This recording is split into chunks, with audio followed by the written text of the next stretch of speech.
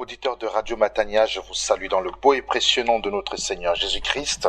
J'ai la joie de vous présenter ou d'introduire cette prédication du pasteur Claude Missindi-Mazie qui a pour titre la bénédiction trinitaire. Et le texte de référence se trouve dans le livre du Nouveau Testament de 2 Corinthiens, le chapitre 13, du verset 11 au verset 13. 2 Corinthiens, chapitre 13, du verset 11 au verset 13. Ça, c'est vraiment une prédication fondamentale pour tout chrétien. Elle vous permettra de comprendre qu'est-ce que c'est que la Trinité. Il y a beaucoup de personnes qui s'opposent à cette réalité biblique, à cette logique de Dieu, à cette vérité biblique. Mais la Bible nous enseigne qu'il y a un seul Dieu en 3 personnes égales entre elles, mais distinctes. Donc, je vous encourage à écouter cette prédication, à vous enrichir, à avoir en vous des arguments pour défendre la cause du Seigneur partout où vous passerez. Soyez bénis.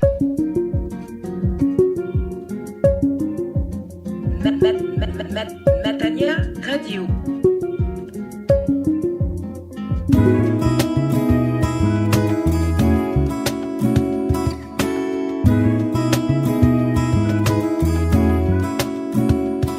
De Corinthiens chapitre 13 verset 11. Au demeurant, frères, soyez dans la joie.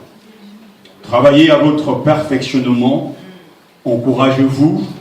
Soyez bien d'accord. Vivez en paix. Et le Dieu d'amour et de paix sera avec vous. Amen. Saluez-vous mutuellement par un saint baiser. Tous les saints vous saluent. La grâce du Seigneur Jésus-Christ, l'amour de Dieu et la communion du Saint-Esprit soit avec vous tous. Amen. Amen. La grâce du Seigneur Jésus-Christ, l'amour de Dieu et la communion du Saint-Esprit soit avec vous tous. Amen. Amen. Dieu notre Père, qu'il en soit ainsi. Amen. Nous accueillons toutes ces bénédictions, la grâce, l'amour et la communion. Amen. Seigneur, fais-les amplifier dans nos vies. Fais-nous les vivre à cet instant encore, pour que nous puissions repartir, Seigneur, de ce lieu avec un esprit d'adoration, un esprit de joie, un esprit de satiété, parce que nous sommes satisfaits de t'avoir écouté et que nos âmes ont été remplies de ta parole.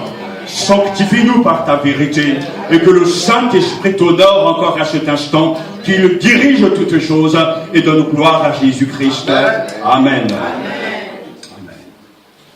Asseyez-vous. Loué soit Dieu, le Dieu trinitaire, le Père, le Fils et l'Esprit Saint, qui est la source de toute bénédiction et qui la répand. C'est avec ces paroles que je commence mon message, car je prie et je m'attends à ce qu'à l'écoute de ce message, nous puissions être des adorateurs. Car le plus grand des ministères reste l'adoration. C'est bien de pouvoir parler de ce que Dieu fait pour nous, de ce que Dieu doit faire en nous, mais c'est encore mieux de savoir être reconnaissant à l'égard de Dieu notre Père et de l'adorer pour ce qu'il est et pour ce qu'il accomplit. C'est pour ça que ces paroles doivent être nôtres ce matin. Loué soit le Dieu trinitaire, le Père, le Fils et l'Esprit Saint, qui est la source de toute bénédiction et qui la répand. Selon le calendrier liturgique, le premier dimanche après la Pentecôte est appelé le dimanche de la Trinité. C'est un jour de fête spécial. Nous célébrons la Sainte Trinité. Nous célébrons le Père, nous célébrons le Fils et nous célébrons l'Esprit Saint. La révélation de la Trinité est une donnée spécifique au christianisme qui le distingue des autres religions monothéistes, c'est-à-dire le judaïsme et l'islam. Le mot Trinité n'apparaît pas dans la Bible, mais ce mot apparaît pour la première fois au IIe siècle, chez un écrivain qui s'appelait Théophile d'Antioche. Et ce n'est qu'au IXe siècle qu'on se mit à célébrer le premier dimanche après la Pentecôte, appelé le dimanche de la Trinité. Même si le mot Trinité n'est pas dans la Bible, il faut bien comprendre ce que cela signifie. Car on entend par là qu'il y a un seul Dieu en trois personnes, égales entre elles, distinctes et inséparables. Il y a un seul Dieu en trois personnes, égales entre elles, distinctes et inséparables. Et c'est pour ça que l'apôtre Paul termine sa lettre avec ce mot, que la grâce du Seigneur Jésus-Christ, l'amour de Dieu et la communion du Saint-Esprit soient avec vous tous. Amen. Que le Seigneur Jésus-Christ, dans notre version, vous accorde sa grâce, que Dieu vous témoigne son amour, et que le Saint-Esprit vous accorde la communion avec lui et vous conduise. C'est ce que je demande pour vous tous. C'est là notre plus grand souhait, c'est mon souhait également, un souhait puissant, un souhait trinitaire. Dieu nous a donné tant de grâce, tant de bienfaits, que nous pouvons que nous écrire: loué soit le Dieu trinitaire, qui est la source de toute bénédiction et qui la répond. Mais avant d'arriver à cette formule trinitaire de bénédiction, l'apôtre continue toujours à nous exhorter au verset 11: au demeurant frères, soyez dans la joie, travaillez à votre perfectionnement, encouragez-vous, soyez bien d'accord, vivez en paix, et le Dieu d'amour et de paix sera avec vous. Saluez-vous mutuellement par un saint baiser. Tous les saints vous saluent. Alléluia. Amen.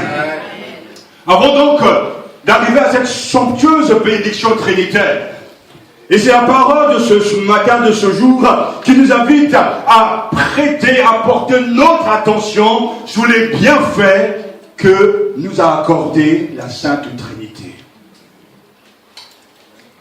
Il y a beaucoup de vues concernant la Sainte Trinité. C'est un mystère de notre foi. Mais ce n'est pas parce que nous ne comprenons pas ce mystère qu'il ne faut pas l'accepter. Par la foi, nous devons croire qu'il n'y a qu'un seul Dieu en trois personnes. Mais avant de pouvoir affirmer ces vérités bibliques, il faut d'abord écarter d'emblée trois fausses vues de la Trinité. Il y en a d'autres, mais j'en ai choisi trois. D'abord, cette fausse vue de la Trinité qui s'appelle unitarisme. Vous avez là un croquis, merci pour le frère qui l'a fait pour nous. Et vous voyez cette diapo, il y a donc Dieu, le Fils et l'Esprit Saint. Dieu étant le Créateur, le Fils, Jésus-Christ étant la créature, et l'Esprit Saint étant impersonnel. Cette fausse vue de la Trinité est là pour dire que Dieu est une seule personne. C'est-à-dire que lui est le Créateur, le Fils est une créature, et l'Esprit Saint est impersonnel. Mais la Bible affirme que Dieu est unique en trois personnes. Le Père, le Fils et l'Esprit Saint. Nous devons donc en rejeter cette vue unitarisme où il n'y a qu'un seul Dieu, où il n'y a qu'une seule personne, alors que c'est trois personnes, le même Dieu en trois personnes. L'autre vue qu'il faut écarter, c'est le sabelalisme. C'est peut-être des mots pour vous compliqués, mais c'est important de les comprendre, où on voit le Père dans l'Ancien Testament, et cette notion continue encore de nos jours, surtout dans les sectes où on continue à faire la différence entre l'Ancien Testament et le Nouveau Testament, alors qu'il y a continuité dans l'œuvre de Dieu. Donc le Père c'est l'Ancien Testament, le Fils c'est le Nouveau Testament, et l'Esprit c'est l'instant présent, c'est maintenant. C'est ce qu'on appelle le sabelalisme. Et pour eux, ils croient que Dieu est une forme, un mode, un aspect de l'être divin, et c'est pour ça qu'ils arrivent à les différencier. Cette vue doit être rejetée, car nous avons un seul Dieu et trois personnes. Et l'autre vue qu'il faut écarter, mais cette vue est souvent même mis dans les églises évangéliques. Il y a beaucoup de gens, et ce matin peut-être qu'ils pensent et croient qu'il y a le Père qui a travaillé dans le temps, qui est en train de sillonner, qui est en train de découper la Bible en plusieurs morceaux, le temps du Père, le temps du Fils et le temps de l'Esprit. Non, au temps du Père, le Fils et l'Esprit étaient déjà là. Au temps du Fils, le Père et l'Esprit sont là encore. Et au temps de l'Esprit, le Père et le Fils sont encore là. Et la troisième fausse, en tout cas, notion concernant la Trinité, c'est donc le trithéisme. Et vous voyez bien, il y a donc Dieu, il y a le Fils et l'Esprit Saint. Pour eux, il y a trois dieux. Mais la Bible nous dit pour nous qu'il y a un seul Dieu en trois personnes.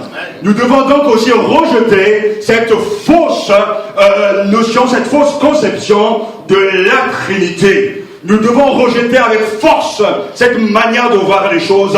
Nous confessons, nous affirmons qu'il y a trois personnes en Dieu. Le Père, le Fils et le Saint-Esprit. Et les trois sont un seul Dieu, d'une même substance, égale en puissance et en gloire.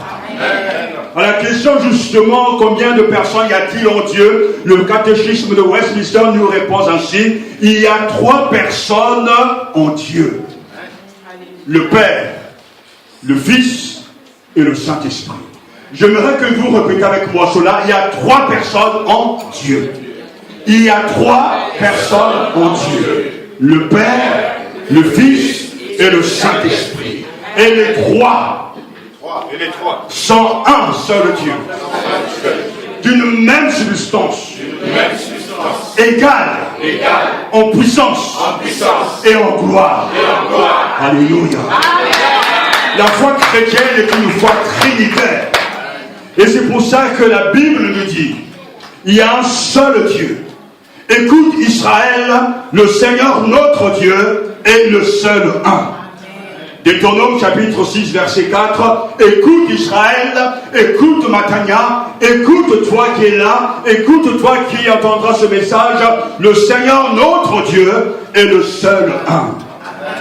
Au roi des siècles, au Dieu immortel, invisible et unique, honneur et gloire pour les siècles et des siècles. Amen. 1 Timothée chapitre 1 verset 17. Ensuite la Bible nous dit que le Père, le Fils, le Saint-Esprit sont tous les trois appelés Dieu dans l'Écriture et sont distincts, et c'est une réalité. Je publierai le décret. Le Seigneur m'a dit, tu es mon Fils, moi aujourd'hui j'ai été engendré. Psaume 2 verset 7. Et dans 1 Pierre chapitre 1 verset 2, élus selon le dessein de Dieu le Père par la sanctification de l'Esprit pour obéir à Jésus-Christ et avoir part à l'aspersion de son sang, que la grâce et la paix vous viennent en abondance. Dans Matthieu chapitre 3 verset 16 à 17, dès qu'il fut baptisé, Jésus sortit de l'eau. Voici que les cieux s'ouvrirent et il vit l'Esprit de Dieu descendre comme une colombe et venir sur lui. Et voici qu'une voix venant des cieux disait, celui-ci est mon Fils bien-aimé, celui qu'il m'a plu de choisir. On voit bien qu'il y a bien trois personnes et chacun est distinct de l'autre, mais ils sont un. Et dès le commencement, cette vérité a toujours été, au commencement, Dieu créa le ciel et la terre. La terre était informe et vide, et il y avait des ténèbres à la surface de l'abîme, mais l'Esprit de Dieu planait au-dessus des eaux. Les trois étaient déjà là. Il y a trois personnes en Dieu. Le Père, le Fils et le Saint-Esprit. Et les trois sont un seul Dieu, d'une même substance, égale en puissance et en gloire. Alléluia. Et si nous arrêtons sur les attributs de Dieu, prenons même deux exemples, l'éternité. Dieu le Père, Dieu le Fils et Dieu le Saint-Esprit sont tous les trois éternels.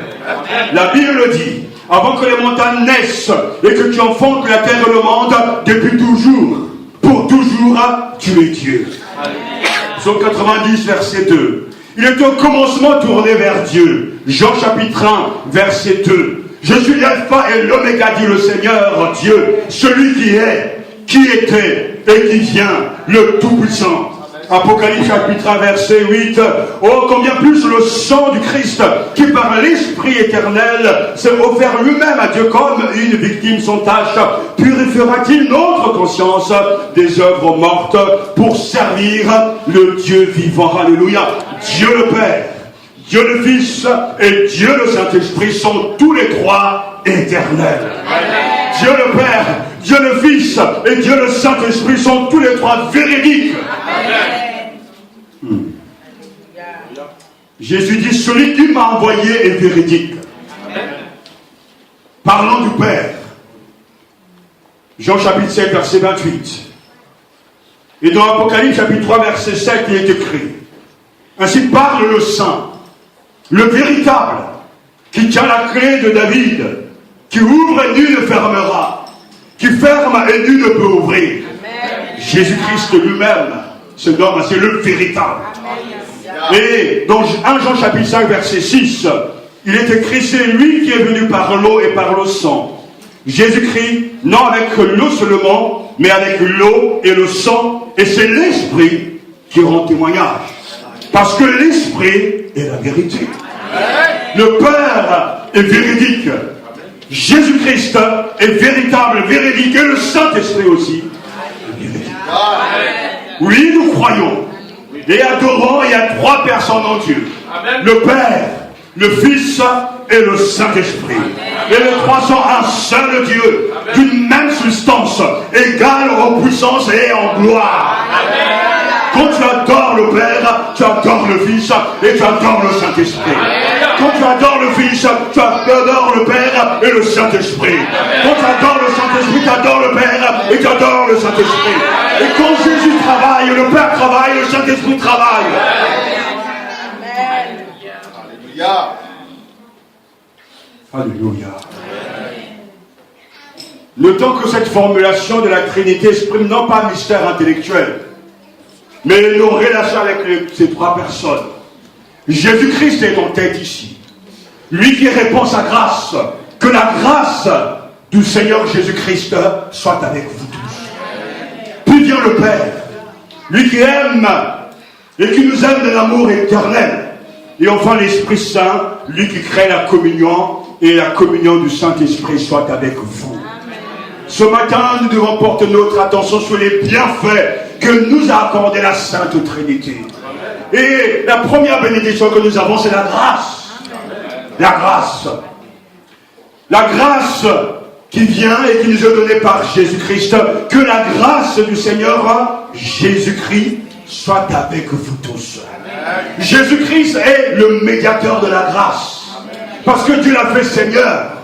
Il a reçu le nom qui est au-dessus de tout nom. Et le mot grâce est un mot puissant, un mot important pour nous les chrétiens. Car à chaque fois, l'apôtre Paul commence ou termine l'une de ses lettres avec ce mot, la grâce. Oui, que la grâce du Seigneur, notre Seigneur Jésus-Christ, soit avec vous. Romains chapitre 16, verset 20. La grâce du Seigneur Jésus-Christ soit avec vous, mon amour soit avec vous dans le Christ Jésus, amen. 1 Corinthiens chapitre 16 verset 23 et dans Galates chapitre 6 verset 18, la grâce de notre Seigneur Jésus-Christ soit avec votre esprit. Grâce soit avec vous tous qui aimez notre Seigneur Jésus-Christ d'un amour éternel. Éphésiens chapitre 6, verset 24. Et vous pourrez relire ces épîtres et vous y verrez, vous y trouverez ce mot si riche, le mot si important, la grâce. Et la Bible dit que c'est l'un des bienfaits de la Trinité. Jésus-Christ est venu nous donner la grâce. Le Dieu du Nouveau Testament est le Dieu de toute grâce. 1 Pierre chapitre 5 verset 10, l'Esprit Saint est l'Esprit de la grâce. Hébreux chapitre 10 verset 29, et toutes les espérances qui permettent de nourrir se fondent sur la grâce du Seigneur Jésus-Christ. La grâce, écrit Jean, est venue par Jésus-Christ. Jean chapitre 1 verset 17. Annoncer le Seigneur Jésus, c'est rendre témoignage à la bonne nouvelle de la grâce. La grâce, c'est la faveur. l'amour immérité reçu de Dieu. La grâce, c'est la faveur. L'amour immérité reçu de Dieu. Car je suis le moindre des apôtres, écrit Paul. Je ne suis pas digne d'être appelé apôtre, parce que j'ai persécuté l'Église de Dieu. Par la grâce de Dieu, je suis ce que je suis. Et sa grâce envers moi n'a pas été vaine, loin de là. J'ai travaillé plus que tous, non pas moi toutefois, mais la grâce de Dieu qui est avec moi. Ainsi donc, que ce soit moi, que ce soit eux, voilà ce que nous prêchons, et c'est ce que vous avez cru. Jésus-Christ nous a apporté la grâce. La grâce est l'agent du salut. La grâce, c'est la faveur purement gratuite. L'amour immérité reçu de Dieu. Témoigner de la grâce revient à accorder une faveur ou un bienfait à quelqu'un qui ne le mérite pas et qui ne pourrait jamais le mériter. La grâce se révèle absolument et totalement gratuite. Nul de nous ne peut rembourser la grâce. Et cette bénédiction trinitaire commence par la grâce du Seigneur Jésus-Christ. Soit avec vous tous. C'est la grâce qui nous a trouvés. C'est la grâce qui nous sauve. Et c'est la grâce qui conduit une œuvre de purification dans le cœur, car la grâce de Dieu est à la hauteur de Dieu lui-même. C'est une faveur envers ceux qui ne méritent rien. Car la grâce de Dieu, source de salut pour tous les hommes, a été manifestée. Elle nous enseigne à renoncer à l'impiété et au convoitisme mondain et à vivre dans le siècle présent sont la sagesse, la justice et la piété. Tite chapitre 2 versets 11 à 12. Oh, ce matin reçois cette grâce, car la grâce travaille. La grâce se met en place.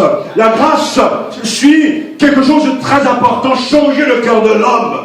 La grâce, c'est Dieu qui se penche envers nous. La grâce, c'est Dieu qui s'abaisse envers nous. La grâce, c'est se relever celui qui est courbé. La grâce, c'est trouver celui qui est pécheur et faire de lui un saint. La grâce, c'est de convertir les païens et de faire de eux des élus de Dieu.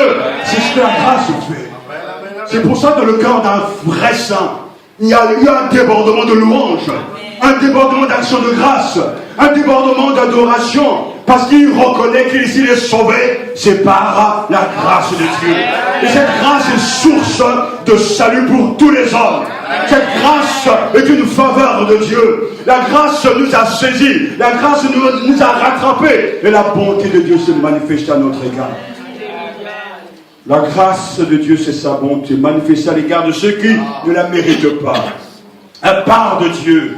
Elle ne doit pas être reçue en vain, mais porter ses fruits. Elle transforme celui qu'elle atteint. Elle provoque en retour l'action de grâce. Et vous verrez toujours qu'un des fruits de la grâce de la vie de quelqu'un, ce sera toujours des actions de grâce. Amen. Parce que Dieu qui est grand, Dieu qui est amour, le Seigneur qui est mort pour nous, a décidé de se pencher vers nous, a décidé de nous trouver, de nous rencontrer, de nous sauver, de nous donner une nouvelle nature, de nous donner son esprit, de nous donner sa parole. Et quand quelqu'un expérimente la grâce, il y a un débordement de louange. C'est pour ça que dans une église, lorsque les gens ont compris la notion, la définition de ce qu'est la grâce, mais pas simplement comprendre, mais en expérimenter la vie sous la grâce, la puissance de la grâce, alors ils ne pourront que s'écrier « Oh, louez à Dieu, lui qui m'aime malgré ce que je suis, et qui m'a trouvé, et qui m'a sauvé. » Car celui qui est atteint par, je dirais, ce virus, ce bon virus, sera débordant de reconnaissance. Paul était débordant de reconnaissance. La louange était son style de vie, son mode de vie. Parce que lui-même parle de la grâce. Je suis devenu ce que je suis par la grâce de Dieu. Non seulement il est devenu quelqu'un de différent, mais la grâce œuvre en lui pour être un apôtre excellent. Comme la grâce œuvre dans le cœur de tout croyant pour être un ministre de Dieu. Et là où il n'y aura pas de louange ou des actions de grâce, ce qu'on n'a pas du tout compris, l'expérience de ce qu'est la grâce. Non. On ne peut pas être la même personne quand la grâce vous a touché.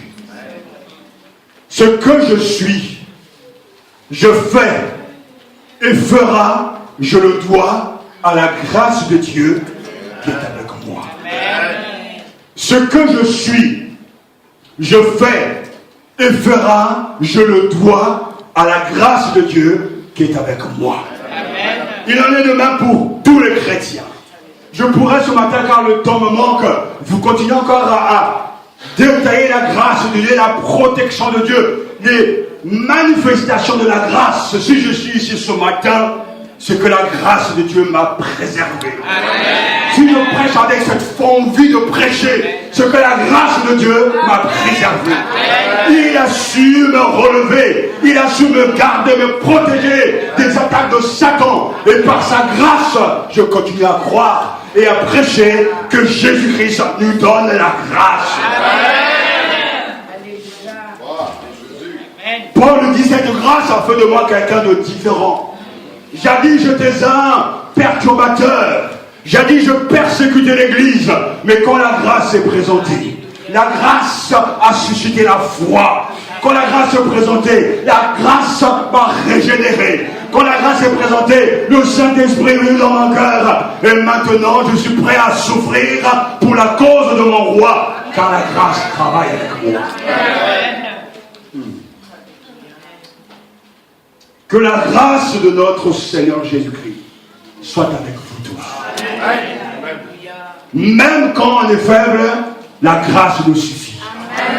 Paul est faible, mais Dieu lui dit, ma grâce te suffit. Car ma puissance s'accomplit dans la faiblesse. 2 Corinthiens chapitre 12. Nous devons prier pour la grâce. Approchons-nous donc avec assurance du trône de la grâce, afin d'obtenir miséricorde et de trouver grâce en vue d'un secours opportun. Et c'est vrai, Dieu délivre ses enfants. Quels que soient les maux, les pièges de Satan, le trône de la grâce est là, afin d'obtenir miséricorde et de trouver grâce en vue d'un secours opportun. Hébreux chapitre 4 verset 16. Par la grâce de Dieu, je suis ce que je suis. Et sa grâce envers moi n'a pas été vaine. Est-ce que vous entendez? La grâce n'échoue pas. Car il y a des gens qui disent, moi je suis chrétien, mais je n'ai pas changé. Moi je suis chrétien, mais j'ai peur de la mort. Moi je suis chrétien, j'ai peur du jugement.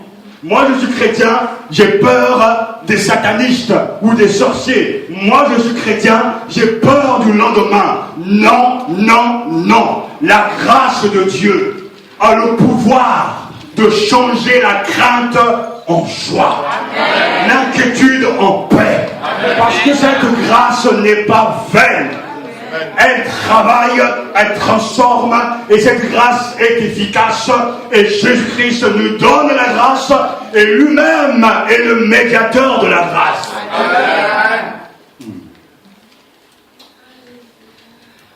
Au point que Paul était tellement confiant qu'il le dira, et maintenant je vous confie à Dieu et à la parole de sa grâce. La parole de sa grâce, qui a la puissance d'édifier et de donner l'héritage parmi tous ceux qui sont sanctifiés. Actes des Apôtres, chapitre 20, verset 32. Cette grâce est à l'œuvre. Ainsi nous devons exhorter tout un chacun de ne pas sous-estimer l'œuvre de Dieu, mais d'accueillir ce matin cette bénédiction. Vous comprenez ce matin le rôle capital de la grâce de Dieu dans nos vies. On ne sera rien. On ne pourra rien faire sans cette grâce. Et ce matin, je vous donne déjà une preuve que Dieu vous fait grâce. Il vous a prêté le souffle de vie. Nous n'avons aucun droit. Le droit de vivre, c'est une grâce. Le droit d'être ici, c'est une grâce. C'est Dieu qui est derrière. C'est le même qui fait pleuvoir. C'est le même qui dirige toutes choses. Car le Dieu créateur soutient l'univers. Et il prend soin de ses enfants. Oh, quelle grâce étonnante. Quelle grâce excellente. C'est là le souhait de la grâce de Dieu. Si vous voulez souhaiter quelque chose de tellement fort, de tellement puissant à votre frère, à votre soeur, à vos amis, souhaitez-leur la grâce du Seigneur Jésus-Christ. Parce que c'est le don par excellence qui résume toute l'action de Dieu. Est-ce que nous pouvons souhaiter de mieux pour nos frères? Alors, moi-même, je m'incorpore dans ce que Paul dit. Moi aussi, c'est mon souhait, avec force, c'est notre souhait, que la grâce du Seigneur Jésus-Christ soit avec toi. Amen. Soit avec toi, mon frère. Soit avec toi, jeune fille. Soit avec toi, ma soeur. Soit avec toi, mon aîné. Soit avec toi, mon ennemi. Soit avec toi, mon ami. Amen.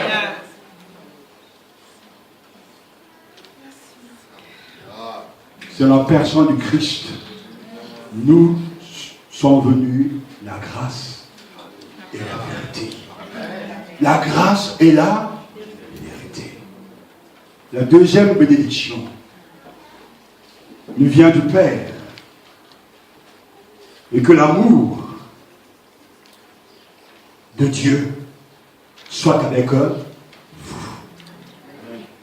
Ou dans une autre version, l'amour de Dieu.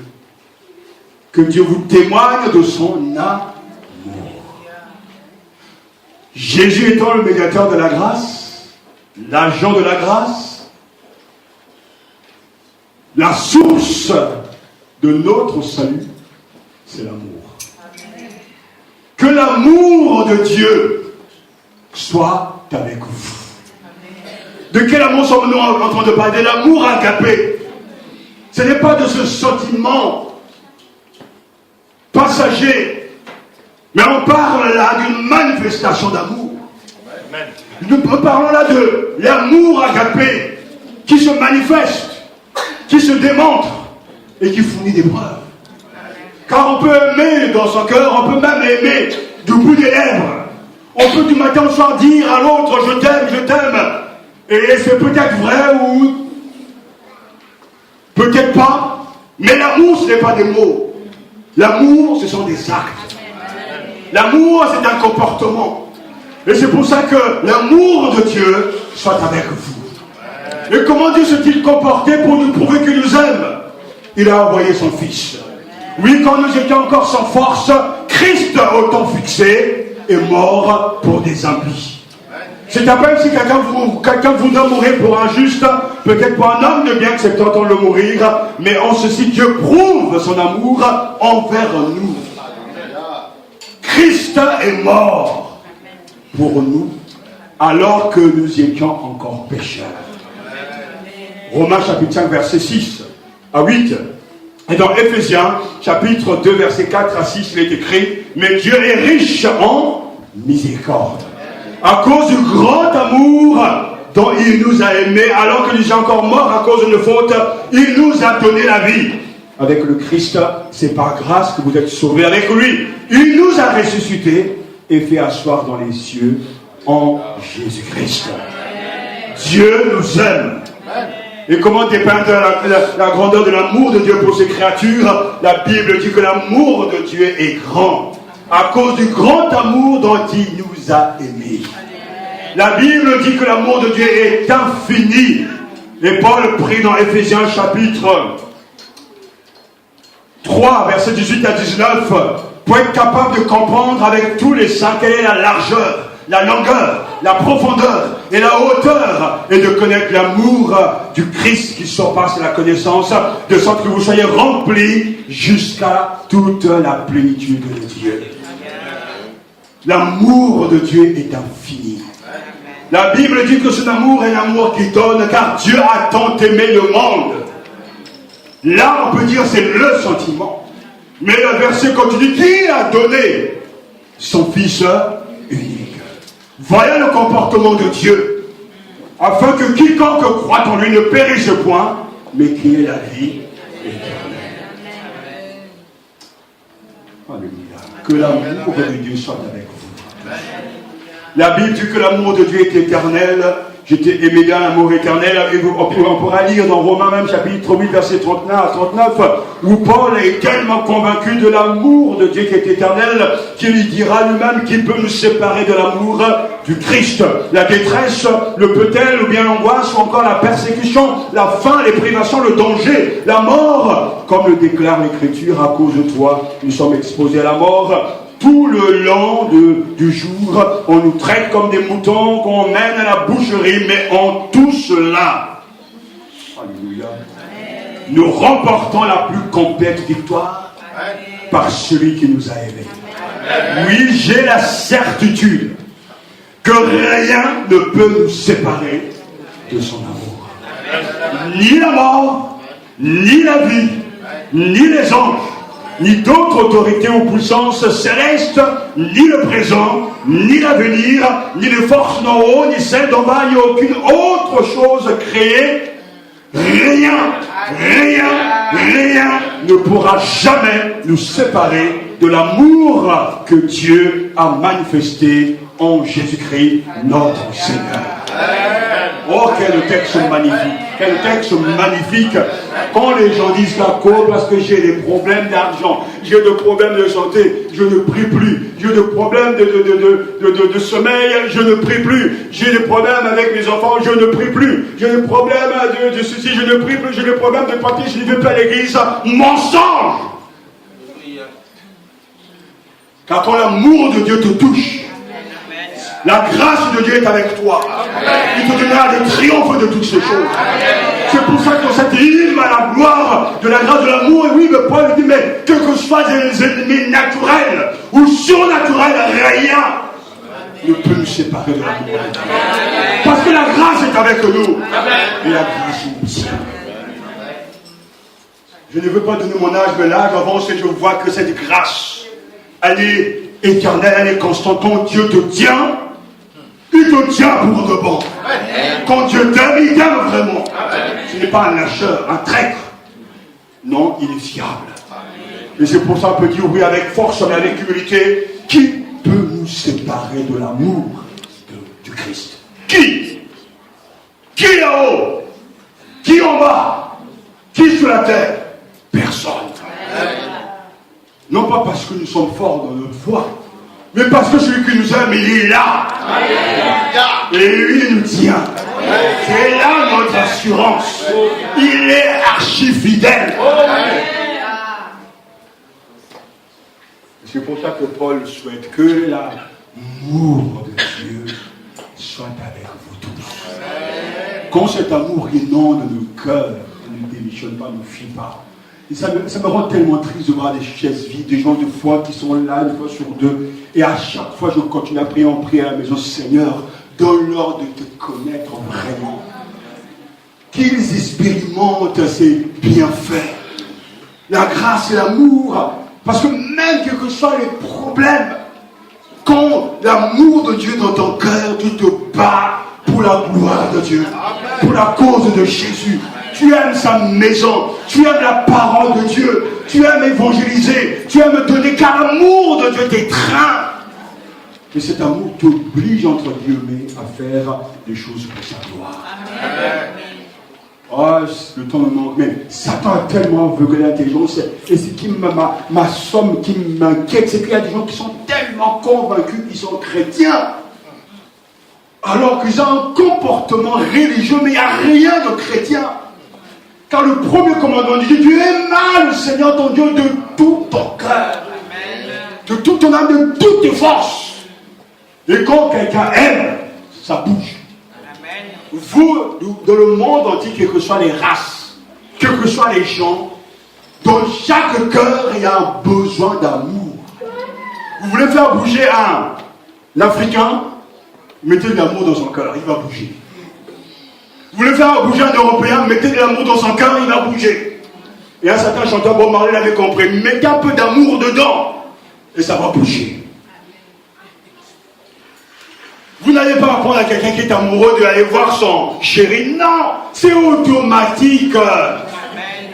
Quand on aime, on veut être à côté de l'être, mais c'est ainsi. Même si la Bible n'existait pas, c'est ainsi. Parce que l'amour, c'est un comportement. Dans l'amour, c'est le coup de fil. Ah chérie, comment ça va? Ah, ça fait longtemps. Alors qu'il y a juste une demi-heure que vous êtes séparés. Parce que c'est l'amour qui pousse à faire les choses. Et regardez autour de vous. Regardez, examinez vos propres cœurs. Est-ce qu'il y a l'amour de Dieu? Quand j'entends cet amour, oui, mais je ne peux pas dire que je suis fatigué parce que ma semaine était difficile. Où est l'amour de Dieu? L'amour de ton travail te fait faire des choses, mais quand l'amour de Dieu est là, peux-tu rater le rendez-vous avec ton Créateur? Non. Et je vais, au nom de Jésus, détruire son mensonge de Satan, qui sécurise certains de penser qu'ils peuvent domestiquer Dieu, faire ce qu'ils veulent, et dire voilà, je suis un chrétien, une chrétienne. Non, l'amour, ce sont des actes. Amen. Qu'on aime Dieu, on aime ses rendez-vous. On aime ce qu'il dit. Amen. On boit même ses paroles. Que l'amour de Dieu vraiment soit. Et que la communion du Saint-Esprit soit avec vous tous aussi également. C'est là la dernière bénédiction de la Trinité. Et le mot communion signifie association étroite et active, mise en commun de tous les biens, des intérêts communs. La communion du Saint-Esprit, la participation au Saint-Esprit, la communion fraternelle que le Saint-Esprit produit au sein de l'Église, ou bien la communion avec le Saint-Esprit envisagée comme une personne. Et Paul souhaite que la communion du Saint-Esprit soit avec vous. Vous voyez, il y a la grâce qui travaille, l'amour qui est la source, et le moyen, c'est la communion. Quand ces choses sont là, nous sommes en communion avec le Seigneur, et nous sommes en communion les uns avec les autres. Parce que cette communion unit les croyants les uns aux autres, mais ce qui est important, c'est qu'elle les unit aussi à Dieu. Et comme quelqu'un a dit oui, la vraie communion chrétienne est triangulaire. Ma vie en communion avec le Christ, votre vie en communion avec le Christ, et ma vie en communion avec la vôtre. Donc il n'y a pas cette hérésie qui en entend encore dans nos assemblées où voilà, je suis en communion avec mon Dieu, alors que tu as la haine contre ton frère. C'est faux. La communion selon Dieu est triangulaire. Avec le Christ, avec l'autre aussi, avec le Christ, et toi avec ton frère. Que la communion du Saint-Esprit soit avec vous tous. Dieu le Père nous accorde son amour. Dieu le Fils nous accorde sa grâce. Et Dieu le Saint-Esprit nous accorde la communion. On ne pourra jamais être en communion, en relation les uns avec les autres, si Dieu n'œuvre pas en nous par sa grâce et nous communique son amour.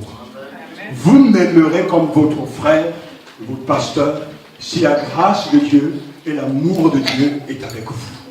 Je vous aimerai comme mon frère et ma soeur, que ce soit les grâces, que ce soit les nationalités, quand l'amour et la grâce de Dieu est avec moi. La vraie communion est l'œuvre de Dieu. Il y a des gens avec qui on ne sera jamais en communion parce qu'ils n'ont pas les bénédictions que Dieu accorde, ou plutôt le travail que Dieu veut faire, un travail de transformation grâce à son esprit, par sa parole. Il communique grâce et amour, ensuite communion ensemble. Et je bénis Dieu parce qu'un jour viendra où cette communion sera réelle, sera vraie. Car Jésus viendra chercher son église et on sera dans la gloire avec lui. Et les frères qui sont rattachés à nous, ce sont les vrais frères.